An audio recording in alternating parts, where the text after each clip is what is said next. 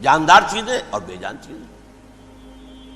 بے جان چیزیں بے شمار، یہ تمام فلکیات، یہ پوری کائنات، یہ زمین، یہ پہاڑ، یہ شجر و حجر، کیا. لیکن ایک ہے جاندار. ان جانداروں میں ایک تقسیم ہے. دو کا تعلق غیر مرئی دنیا سے ہے، انویزیبل ورلڈ سے. فرشتے جو دکھائی نہیں دیتے، ان کی پیدائش ہوئی ہے نور سے. دوسرے جنات جو انسانوں سے پہلے پیدا کیے گئے، آدم سے پہلے. وَالْجَانَّ خَلَقْنَاهُ مِن قَبْلُ مِن نَارِ السَّمُومِ. جنات کو تو ہم بہت پہلے پیدا کر چکے تھے آگ کی لو سے، وہ بھی نظر نہیں آتے. تیسرے انسان اور اس دنیا میں جتنے بھی حیوانات ہیں، ان کا جو مادہ ہے وہ ارض، یہ زمین ہے. یہ مٹی سے بنے، تراب سے بنے، کرسٹ آف دی ارتھ سے بنے. اب ان میں ایک تقسیم ہے. ایک وہ ہے، ان تمام میں شعور تو ہے، حیوانات میں بھی شعور ہے. خود شعوری جسے کہتے ہیں، سیلف کانشسنس، یہ صرف تین میں ہے: فرشتہ، جن اور انسان. حیوانات میں خود شعوری نہیں ہے، کانشسنس ہے، سیلف کانشسنس نہیں ہے. تھوڑی سی بات سے سمجھا دوں آپ کو. میں دیکھ رہا ہوں، آپ مجھے دیکھ رہے ہیں. کتا بھی کوئی یہاں ہوتا تو مجھے دیکھ رہا ہوتا، لیکن کتے کو مجھے دیکھتے ہوئے یہ احساس نہیں ہوتا کہ میں دیکھ رہا ہوں. یعنی کتے کو یہ احساس نہیں ہوتا کہ وہ دیکھ رہا ہے، مجھے دیکھ تو رہا ہے، اس کو میں کا احساس نہیں ہے کچھ. میں جب دیکھ رہا ہوں تو میں سمجھتا ہوں میں دیکھ رہا ہوں، میں ہوں کوئی شے جو دیکھ رہا ہوں. یہ خود شعوری ہے، سیلف کانشسنس. کسی بھی کام کو کرتے ہوئے اپنے وجود کا احساس، میرا فیصلہ ہے، میری رائے ہے. یہ ہے در حقیقت سیلف کانشسنس، انا، سیلف، خودی. یہ حیوانات میں نہیں ہے، یہ ہے صرف ملائکہ، جنات اور انسان. اب یہاں مسئلہ پڑ گیا، بڑا پرپیچ مسئلہ. اللہ تعالیٰ نے پہلے حضرت ملائکہ کو پیدا کیا اور انسانی ارواح کو پیدا کیا نور سے. پھر ناک سے پیدا کیا، نار سے، آگ سے جنات کو. پھر مٹی سے بنایا، آدم کا حیولہ، اس میں روح پھونک دی، اب آدم بن گئے. اعلان یہ کر دیا کہ خلافت ارضی جو ہے وہ آدم کو عطا کی جا رہی ہے. یہ پیچ پڑ گیا. اس پر تھوڑا سا اشکال تو فرشتوں کو بھی ہوا. قرآن میں ہے، سورہ بقرہ کے 4 رکوع میں: أَتَجْعَلُ فِيهَا مَن يُفْسِدُ فِيهَا وَيَسْفِكُ الدِّمَاءَ وَنَحْنُ نُسَبِّحُ بِحَمْدِكَ وَنُقَدِّسُ لَكَ.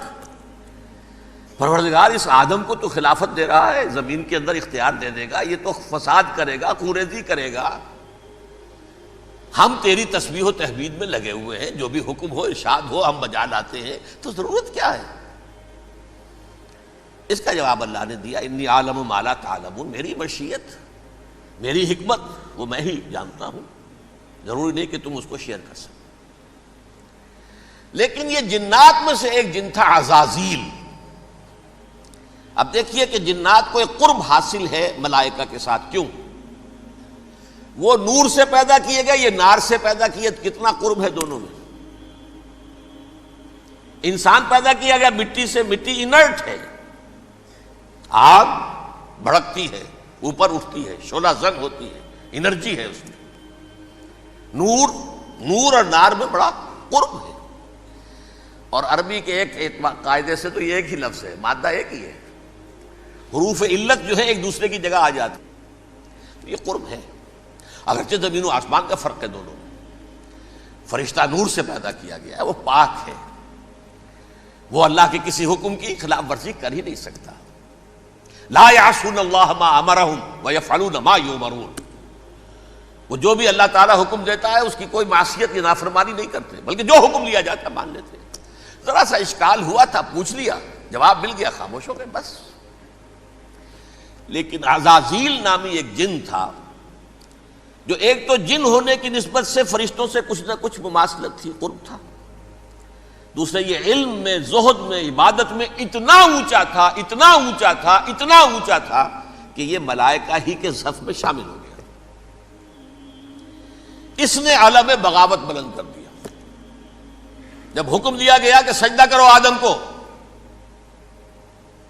اب یہ دیکھیے کس قدر یہ اہم مضمون ہے، اور آپ سوچ رہے ہیں یہ باتیں آج پہلی مرتبہ ہمیں اس طرح سنائی جا رہی ہیں. یہ باتیں تو علم میں آتی نہیں ہمارے. وجہ کیا ہے؟ آپ کو دلچسپی نہیں ان چیزوں سے. جدید تہذیب نے ان چیزوں کی اہمیت کو زیرو کر دیا. قرآن میں اہمیت کا کیا عالم ہے؟ 7 جگہ یہ مضمون قرآن میں آیا ہے کہ فرشتوں کو ہم نے حکم دیا سجدہ کرو آدم کو، سب نے سجدہ کیا.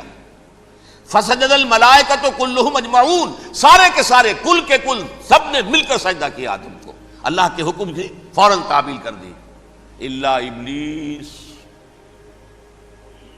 ابا واستکبر وکان من الکافرین. ابلیس نے نہیں کیا، انکار کیا، استکبار کیا، گھمنڈ کیا. اور اس کو سورہ کہف میں بیان کر دیا گیا. یہ اس لیے کہ وہ اصل میں جنات میں سے تھا، اگرچہ شامل تو تھا فرشتوں میں اس وقت. کانا من الجن ففسق عن امر ربہ، وہ اصل میں جنات میں سے تھا. اس وجہ سے وہ اپنے رب کے اس فیصلے کے خلاف کھڑا ہو گیا. سرکشی تھی اس میں.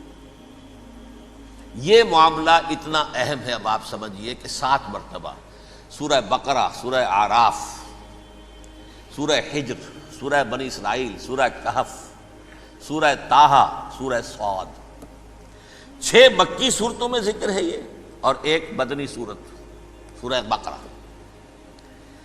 ان میں سے اکثر مقامات پر پھر جب اللہ نے کہا کہ اچھا تم نے یہ سرکشی کی ہے اور ہمارے حکم کی خلاف ورزی کی ہے تو یہاں سے نکل جاؤ، دفع ہو جاؤ، تم مردود ہو، مردود ملعون، ان علیک لعنتی الی یوم الدین، اب تجھ پر لعنت رہے گی میری قیامت کے دن. اس نے کہا اچھا پروردگار پھر مجھے ذرا مہلت دے دے. رب فانظرنی الی یوم یبعثون، قیامت تک میری زندگی طویل کر دے. فاذهب فانک من المنظرین، کہہ دیا اچھا جاؤ، تمہاری یہ درخواست بھی ہم نے قبول کی. اس نے کہا پروردگار اب میں اس آدم کو بھی گمراہ کر کے چھوڑوں گا اور آدم کی نسل کو تباہ کر کے چھوڑوں گا. انتہائی شدید چیلنج کے انداز میں یہ قرآن مجید میں 4-5 مرتبہ مضمون آیا ہے. میں نے صرف 2 جگہ سے آپ کو اس وقت کوٹ کر کے سنایا تھا.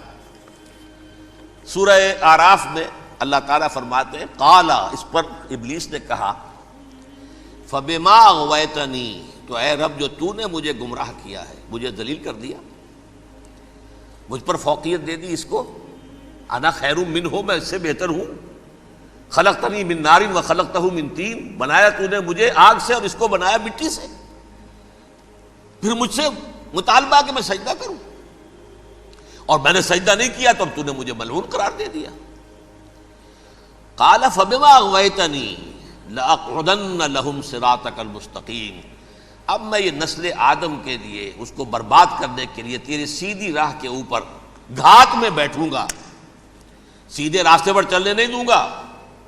ثم لآتینہم من بین ایدیہم، پھر میں ان پر حملہ آور ہوں گا، ان کے سامنے سے بھی، ومن خلفہم، ان کے پیچھے سے بھی، وعن ایمانہم، ان کے داہنی جانب سے بھی، وعن شمائلہم، اور ان کے بائیں جانب سے بھی، ولا تجد اکثرہم شاکرین، اور تو دیکھے گا کہ ان کی اکثریت تیری شکر گزار بندوں پر مشتمل نہیں ہوگی.